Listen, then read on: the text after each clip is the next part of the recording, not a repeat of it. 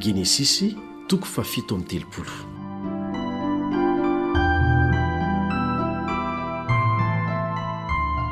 Ninankahalany rahalahin'i Josefa azy sy ny varotany azy ho andevo.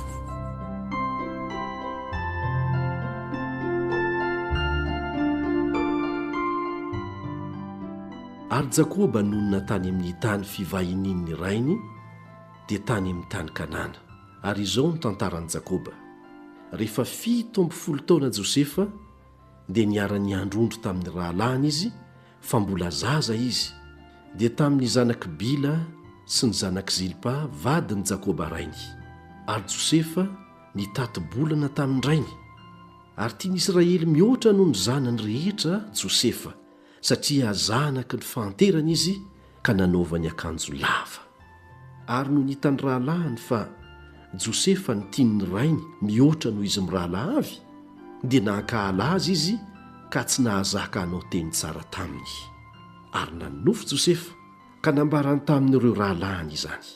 Dia vao mainka nankahalany azy izany, fa efa nilaza taminy hoe izy, mba ino kely ange izao nofo izao hoe indro name amboara tany an-tsaha isika, ary indro niarina ny amboarako sady nijoro, ary indreo ny lahatra na nididina kosa ny amboaranareo ka niankohoka teo anatrehany amboarako. Ary hoy ny rahalahiny taminy, moa hanjaka aminay tokoa va ianao, na hanapaka anay tokoa va ianao?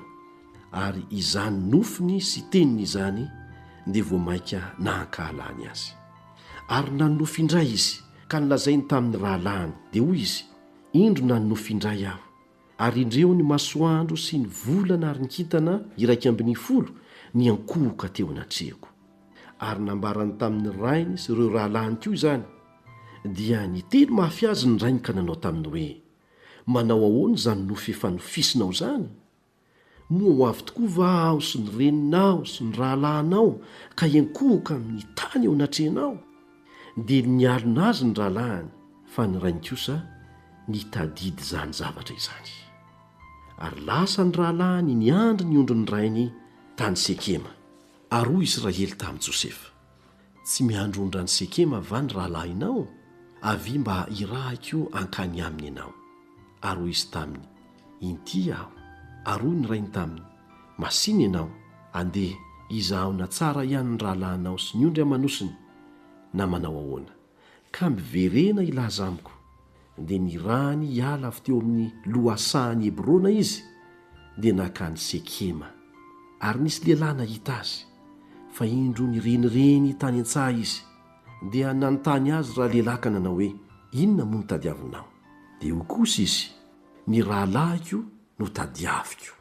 Ko masiny ianao, mba lazao amiko izay iandrasany ondry. Ary raha lehilahy, efa nifindra ny ala teto izy, fa efa reko izy niresaka hoe, andeha isika akany Dotana. Dia lasa Josefa nanaraka ny rahalahiny ka nahita azy tany Dotana. Ary nahatazana azy eny lavitreny ny rahalahiny. Koa raha tsy mbola nanakaiky azy Josefa, dia niray tetika amono azy izy. Dia niresaka hoe izy ireo, indro tamilay mpanofy, koa ankehitriny andeha ho vonoantsika izy, ka atsipitsika ao anatin'ny anankiray amin'ny reto lavaka ireto. Ary dia aoka ho lazaintsika hoe efa lan'ny biby masika izy, dia ho hitantsika amin'izany na anao ahoana ny nofony. Ary Robena nandre izany, dia namonjy azy tamin'ny tanany ka nanao hoe, aza dia mamono ny aina isika. Ary io koa Robena taminy, aoka tsy handatsa-dra ianareo, atsipazo ao anatin'io lavaka ety anivitra io izy, fa aza misy manintsy tanana aminy ianareo, mba hamonjeny azy amin'ny tanany rahalahiny hitondrany azy any amin'ny rainy indray.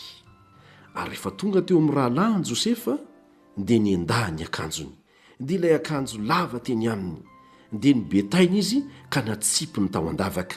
Ary maina ny lavaka tamin'izay, fa tsy nisy rano tao. Ary nipetraka nihinan-kanina izy ireo, ary sendra nanompo ny masony ka natazana fa indreo ny sisy mahelita ny aradi avy tany Gileada. Ary niramevany nitondra didikazo, dia Nekota sy Balsama ary Lota izay nentiny hidina ny Egypta.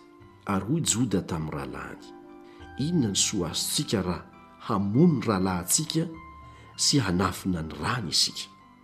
Andeha hamidintsika amin'ireo ismaelita ireo izy, ary aoka tsy haninona azy ny tanantsika, fa rahalahintsika sy nofontsika ihany izy. Dia nanaiky ny rahalahiny. Ary raha nandalo teo ny Midianita mpandranto, dia nakary ny rahalahiny niala tao andavaka Josefa ka namidy ny sekely volafotsy 20 tamin'ny Ismaelita. Ary dia nitondra ny Josefa ho any Egipta ireo. Dia niverina nakao amin'ny lavaka Robena, ka indro tsy tao andavaka intsony Josefa. Dia nandritra ny fitafiana izy, dia niverina nakeo amin'ny rahalahiny izy ka nanao hoe tsy ao ny zaza, ary izaho aiza no alehako. Ary nalain'ireo rahalahiny ilay akanjon'i Josefa, dia namono zana kosa izy ka natsobony tamin'ny rany akanjo. Dia nampanateriny ho any amin'ny rainy ilay akanjo, sady hoy ny filazany azy: ity no efa hitanay, ko afantaro na akanjo ny zanakao tiana tsia. Dia fantany ka hoy izy: akanjo ny zanako io, efa lanin'ny biby masika izy, voaviravira tokoa Josefa. Ary Jakoba dia nandritra ny fitafiany ka nisikina lamba fisaonana tamin'ny valahany, lamba fisaonana na lamba malailay. Ary nisaona ny zanany andro maro izy. Dia avy ny zanany lahy rehetra sy ny zanany vavy rehetra mba hampionina azy, fa tsy nentina hampiononona izy, fa hoy izy: tsia, fa hidina misaona ho any amin'ny zanako any amin'ny fiainany tsy hita aho. Ary dia mbola nitomany azy ny rainy. Ary ny Midianita nivarotra ny Josefa tany Egipta tamin'ny Potifara, tandapany Farao, sady mpifehy ny mpiambina.